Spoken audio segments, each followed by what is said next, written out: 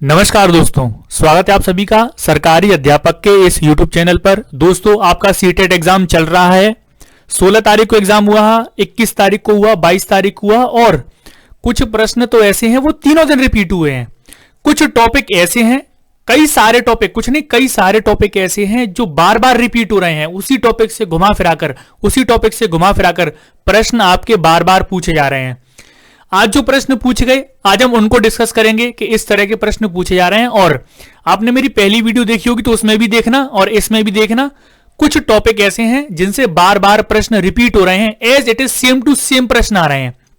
ठीक है, तो आपको क्या पढ़ना है, पहले वाली वीडियो में मैंने आपको बताया था कि क्या क्या चीजें पढ़नी है, किस किस टॉपिक से प्रश्न रिपीट हो रहे हैं, कौन कौन से टॉपिक पढ़ने हैं। आज फिर बताऊंगा, उन्हीं टॉपिक्स पर ज्यादा फोकस करना।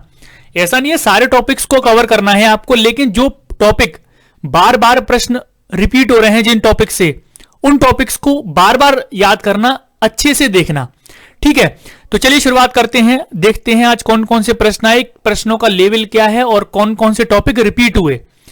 चलिए, जितने भी स्टूडेंट नए हैं, सरकारी अध्यापक चैनल आपके लिए बनाया गया है। सरकारी अध्यापक चैनल को सब्सक्राइब कर लें, बेल आइकन को ऑल पर सेट कर लें। सब पेपरों का एनालिसिस, जो प्रश्न पूछे जा रहे हैं, हम सबको डिस्कस कर रहे हैं। ठीक है, चलिए शुरुआत करते हैं। देखिए, कुछ टॉपिक जो आज रिपीट हुए और अच्छा, सबसे ज्यादा जो मैंने आपको 1 से 1.5 घंटे की एक मैराथन वीडियो बनाई थी ईवीएस की, जिसमें मैंने क्लास 3, 4 और 5th की जो ईवीएस एनसीईआरटी ईवीएस की समरी है वो कवर किया था। वहां से बहुत प्रश्न रिपीट हो रहे हैं। उस 1 घंटे की, सवा घंटे की वीडियो है, उसको देख लीजिए। उसका लिंक मैं डिस्क्रिप्शन में दे दूंगा या फिर वीडियो के एंड में दे दूंगा, उसको देख लीजिए। वहीं से बार बार प्रश्न रिपीट हो रहे हैं। देखिए, जीन पियाजे जो मनोवैज्ञानिक है, हर बार एक प्रश्न रिपीट हो रहा है। जीन पियाजे की जो अवस्थाएं हैं, जीन पियाजे की संज्ञानात्मक विकास की जो अवस्थाएं हैं, उन अवस्थाओं से एक प्रश्न जरूर रिपीट हो रहा है। जैसे आज रिपीट हुआ था कि 9 साल का कोई बच्चा है तो वो किस अवस्था में आएगा। जीन पियाजे के अनुसार 9 वर्ष का बच्चा जीन पियाजे की किस अवस्था में आएगा। तो वही जो अवस्था है आपकी मूर्त संक्रियात्मक, पूर्व संक्रियात्मक, है ना। तो इन सभी चारों अवस्थाओं को याद कर लीजिए। इन चारों अवस्थाओं पर आपको चाहिए तो मैं वीडियो बना दूंगा। वैसे मैंने एक वीडियो बना रखी है जिसमें जीन पियाजे, कोहलबर्ग और वाइगोत्स्की तीनों को कवर किया है। उसका भी लिंक मैं डिस्क्रिप्शन में दे दूंगा, उसको भी आप देख लेना। ठीक है, तो इन अवस्थाओं को जरूर पढ़ के जाना, वहां से बार बार प्रश्न पूछा जा रहा है। अच्छा, एक भारत में सुनामी आई थी, जो एनसीईआरटी ईवीएस में मैंने आपको बताया था कि एक बार अंडमान निकोबार में सुनामी आई थी। वहां जब सुनामी आने वाली थी तो जानवरों ने अजीब तरह की आवाज निकाली और वहां के रहने वाले जो लोग थे उन्होंने उस जगह को पहले ही 2 दिन पहले ही खाली कर दिया था। इस वजह से वहां के लोग बच गए थे। तो पूछा गया था कि अंडमान निकोबार में या फिर भारत में सुनामी कब आई थी। तो वही जो डेट मैंने आपको उस वीडियो में बताई थी, 16 दिसंबर 2004। फिर से नॉर्मल, सेम टू सेम, ज्यादा घुमाया नहीं उन्होंने, सेम टू सेम प्रश्न पूछ लिया गया है। ठीक है, ये भी मेरी एनसीईआरटी की ईवीएस की समरी मैंने बताई थी, वहीं से प्रश्न पूछा गया है। ठीक है, समाजीकरण की जैसे एजेंसी, ये प्रीवियस ईयर में भी पूछा गया था और इस बार भी रिपीट हो गया कि समाजीकरण की प्राथमिक एजेंसी कौन सी है, तो घर है, परिवार है। दूसरी एजेंसी कौन सी है, सेकेंडरी, वो विद्यालय है। ये पूछ लेगा कि समाजीकरण की कौन सी एजेंसी नहीं है, यानी कि बच्चे का समाजीकरण कहां पर नहीं होता है। तो परिवार में होता है, विद्यालय में होता है, पास पड़ोस में होता है ना। कहां नहीं होता, तो कोई एक अजीब सा ऑप्शन दे देगा, जैसे सरकार दे देगा, किसी देश का नाम दे देगा, कुछ भी दे देगा, है ना। तो अजीब सा ऑप्शन दे देगा, वो आंसर नहीं है। तो समाजीकरण वाला चैप्टर भी मैंने एक वीडियो बनाई थी, उसमें समाजीकरण को अच्छे से समझाया था। तो देखना चाहें तो वो भी आप देख सकते हैं। यूट्यूब पर लिखेंगे आप समाजीकरण सरकारी अध्यापक, आप पहले डालेंगे सरकारी अध्यापक, फिर टॉपिक का नाम। जैसे आपको कोई भी टॉपिक पढ़ना हो, जीन पियाजे पढ़ना है तो यूट्यूब पर डालेंगे आप सरकारी अध्यापक जीन पियाजे, सरकारी अध्यापक समाजीकरण, सरकारी अध्यापक ईवीएस, ऐसे डालेंगे तो आपके आ जाएंगे सारे वीडियोस। ठीक है, आपको ढूंढने की भी जरूरत नहीं है। और पकवान से हर बार प्रश्न आ रहा है। यह प्रश्न बार बार रिपीट हो रहा है, तीनों दिन रिपीट हुआ है कि गोवा में क्या खाया जाता है, केरल में, हांगकांग में, जम्मू कश्मीर में। 3 से 4 जगह हैं, उनके नाम याद कर लीजिए। जैसे गोवा की अगर बात करूं तो मैं गोवा में समुद्री मछली खाई जाती है नारियल के तेल में पकी हुई, क्योंकि वहां पर नारियल के पेड़ होते हैं तो नारियल के तेल में खाई जाती है। केरल में वही टेपियोका बार बार पूछा जाता है कि केरल में क्या खाया जाता है, तो नारियल के तेल में पका हुआ उबला हुआ टेपियोका खाया जाता है। हांगकांग में जो सांप खाया जाता है, सांप का जो पकवान बनता है वो खाया जाता है, तो याद कर लीजिए। जम्मू कश्मीर में जो मछली खाई जाती है वो नारियल के तेल में नहीं, सरसों के तेल में पकी हुई मछली खाई जाती है। ठीक है, तो स्थान ऐसे हैं जैसे एक जम्मू कश्मीर और गोवा, यहाँ पर समुद्री मछली खाई जाती है, मछली खाई जाती है।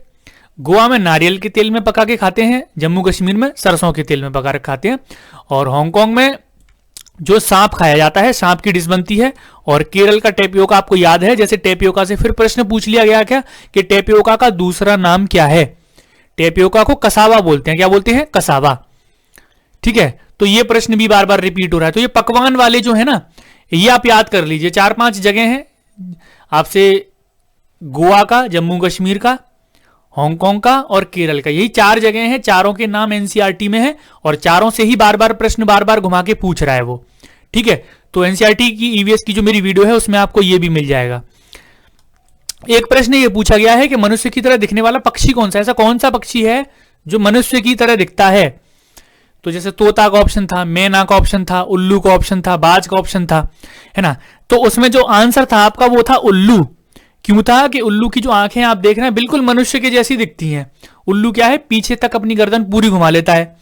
मैना की पूछ ले तो झट से गर्दन कौन घुमा लेता है। तो सभी पक्षियों की विशेषताएं और कुछ भी प्रश्न आपसे पूछा जा सकता है। और एक चीज और याद रखना, एक चीज आपसे जरूर पूछी जाएगी आगे के एग्जाम में कि जैसे कौन से पक्षी का घोंसला किस तरह का होता है। घोंसले से संबंधित प्रश्न भी पूछा जाएगा, आपको वीडियो में मिल जाएगा। तो ईवीएस में ये प्रश्न भी आपसे पूछा जाएगा। दिशा ज्ञान वाले प्रश्न पूछे जा रहे हैं। हाँ, जो डायरेक्शन वाले क्वेश्चन होते हैं ना ईवीएस में, वो भी पूछे जा रहे हैं। जैसे मान लीजिए आप पूर्व की ओर मुंह करके खड़े हैं, आप यहां से उत्तर की ओर गए, आप यहां से पश्चिम की ओर गए, आप फिर दक्षिण की ओर आए, तो अभी आप कहां पर हैं, इस तरह से पूछ लेगा, है ना। तो आपको इसके सापेक्ष दिशा पूछ लेगा।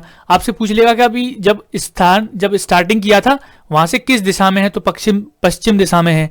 इस तरह के प्रश्न आपसे पूछ लेगा, है ना। ये तो दिशा ज्ञान वाले प्रश्न, डायरेक्शन वाले प्रश्न पूछ रहा है वो, है ना। और इसमें एक ये भी पूछ लेना, ट्रेन वाले प्रश्न भी पूछे जाते हैं। जैसे कोई ट्रेन है, दोपहर 12 बजे यहां से निकली, 2 दिन बाद गोवा पहुंची, गोवा से यहाँ के लिए निकली, तो कुछ भी ट्रेन वाले प्रश्न भी पूछ रहा है आपसे। तो ट्रेन वाले प्रश्नों की तो मैंने अलग से वीडियो बनाई थी, वो भी मैं आपको लिंक डिस्क्रिप्शन में दे दूंगा या फिर मिल जाएगी आपको, है ना। विकास के सिद्धांत याद कर लीजिए। एकीकरण का सिद्धांत बार बार पूछा जा रहा है, वही 5-6 सिद्धांत है विकास के, उस पर वीडियो बनाई है मैंने। जैसे यूट्यूब पर लिखिएगा सरकारी अध्यापक, सबसे पहले आपको सरकारी अध्यापक लिखना, सरकारी अध्यापक विकास के सिद्धांत, तो आपके सारे विकास के सिद्धांत जो 5-6 इंपॉर्टेंट है वो आ जाएंगे सारे। एक छोटी सी वीडियो देख लीजिए, है ना। जैसे आज एकीकरण के सिद्धांत की पूछा गया, आपके लिए मैं होमवर्क देता हूं। अच्छा, नीचे कमेंट सेक्शन में जितने भी स्टूडेंट, जितने भी मेरे फ्रेंड हैं, स्टूडेंट नहीं फ्रेंड, ठीक है, जितने भी मेरे दोस्त हैं, फ्रेंड हैं, वो नीचे कमेंट सेक्शन में बताएंगे कि एकीकरण का सिद्धांत क्या है। सब लोग एक्सप्लेन करेंगे, ठीक है। यस नो में आंसर पूछे जाते हैं तो आप लोग कर देते हो, लेकिन आप एक्सप्लेन करेंगे कि एकीकरण का सिद्धांत क्या है। कम से कम शब्दों में बताना नीचे कि एकीकरण का सिद्धांत क्या है, छोटा सा एग्जांपल दे देना, ठीक है। तो आपका ये भी सिद्धांत भी कंप्लीट हो गया। और सिद्धांत जो भी हैं उनके नाम भी लिख दीजिएगा। जैसे सारे बच्चे जब लोग कमेंट्स देखें ना, जैसे आप सब जितने भी मेरे फ्रेंड हैं, सब लोग कमेंट्स देखें, कमेंट करें, तो वहां पर भी टॉपिक क्लियर हो जाए, वहां पर भी आपकी पढ़ाई हो जाए। ये भी हो जाना चाहिए आज की आज, ठीक है। हमसे 4 गुना ज्यादा देखने वाले पक्षी पूछ लिए जा सकते हैं आपसे। हमसे 4 गुना ज्यादा देखने वाले जानवर पूछ लिए जा सकते हैं आपसे। तो आपको पता है चील, बाज, गिद्ध, ये जो पक्षी हैं हमसे क्या है, 4 गुना ज्यादा देख लेते हैं। ये भी एनसीईआरटी ईवीएस में आता है कि ऐसे कौन से पक्षी हैं जो पेड़ की सबसे ऊपरी सतह पर, टॉप पर घोंसला बनाते हैं। तो कौवा है, चील, गिद्ध, बाज, यही वो पक्षी हैं जो सबसे ऊपर घोंसला बनाते हैं। इनका घोंसला आपने कभी भी नीचे नहीं देखा होगा। पेड़ के सबसे ऊपरी सतह पर जो डाली होगी, जो टहनी होगी, वहां पर ये अपना घोंसला बनाते हैं, बड़े बड़े पेड़ों पर बनाते हैं, ठीक है। तो ये भी पूछा जा सकता है। राज्यों के सापेक्ष राज्य, ये टॉपिक से तो हर एक शिफ्ट में 3-4 दिन जितने भी एग्जाम हुआ है, हर एक शिफ्ट में, हर एक उसमें डेट को ये प्रश्न पूछा ही गया है। पूछ लेगा कि गुजरात के सापेक्ष उत्तर प्रदेश की स्थिति किस दिशा में है, पूछ लेगा, है ना। एक तो ये पूछा जा रहा है कि सापेक्ष, इसके सापेक्ष कौन कौन से देश हैं। इसके उत्तर में पूछ लेगा कौन कौन से देश हैं। गुजरात के कहीं भी पूछ लेगा, आपसे बोल दिया जाएगा जैसे राजस्थान है, तो राजस्थान के पूर्वी राज्यों के नाम लिखिए, पूर्वी राज्यों के नाम बताइए। तो राजस्थान के पूर्व में जो राज्य हैं, तो इसलिए मैंने आपको कल बोला था वीडियो में कि आप लोग मैप एक बार जरूर देखिए, पॉलिटिकल मैप लीजिए इंडिया का, वहां पर सारे राज्यों के देख लीजिए कि राजस्थान के आसपास कौन से राज्य हैं, कितने राज्यों की बाउंड्री टच कर रही है, पूर्व में कौन से हैं, पश्चिम में कौन से हैं, दक्षिण में कौन से हैं। ये चीज आप पढ़ लीजिए, ये पक्का आ ही रहा है, हर एक शिफ्ट में आ रहा है, हर एक डेट को आ रहा है। ठीक है, पर्यावरण की 6 थीम पूछ ली गई थी, है ना, तो 6 थीमों के नाम आपको रटे होने चाहिए, रटे होने चाहिए। 6 थीमों के नाम आप सब लोग लिखेंगे नीचे कमेंट सेक्शन में। 2 काम दे दिए मैंने आपको, ठीक है। एक तो एकीकरण का सिद्धांत बताएंगे क्या है नीचे, और पर्यावरण की जो 6 थीमें हैं उनके नाम लिखेंगे। नेपेंथिस, नेपेंथिस क्या है? शिकारी पौधा। शिकारी पौधा से एक क्वेश्चन पूछ लिया गया था जिसमें शिकारी पौधा की विशेषताओं से प्रश्न पूछा गया था। क्या क्या करता है शिकारी पौधा, कैसे कीड़े मकोड़ों को फंसाता है। तो विशेषता शिकारी पौधा यानी कि नेपेंथिस पौधा कहां पर पाया जाता है, ये सारी चीजें आपको पता होना चाहिए। ये भी मैंने जो एनसीईआरटी की वीडियो बनाई है उसमें ये भी है, ठीक है, ये भी है।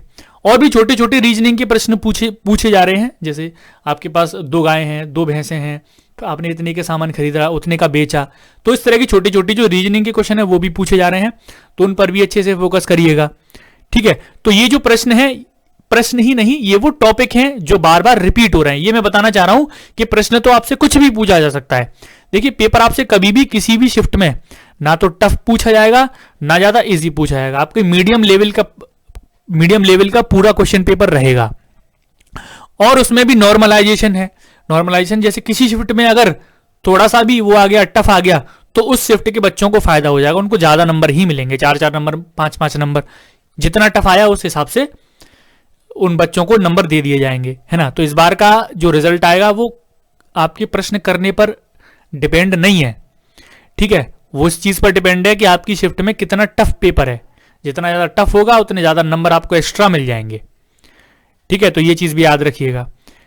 इस बार पहली बार हो रहा है सीटेट में ये सारी चीजें। नॉर्मलाइजेशन जिसको नहीं पता है नीचे कमेंट सेक्शन में डिस्कस कर लीजिएगा, मैं आपको वहां पर बता दूंगा। रिप्लाई करता हूं मैं सबके, जो भी क्वेश्चन पूछता है, जो भी कुछ बोलता है, ज्यादातर मैं कोशिश करता हूं वहां पर सबको रिप्लाई करने की, ठीक है। और जितने भी आप में से सब स्टूडेंट हैं वो क्या करेंगे, टेलीग्राम को ज्वाइन कर लो।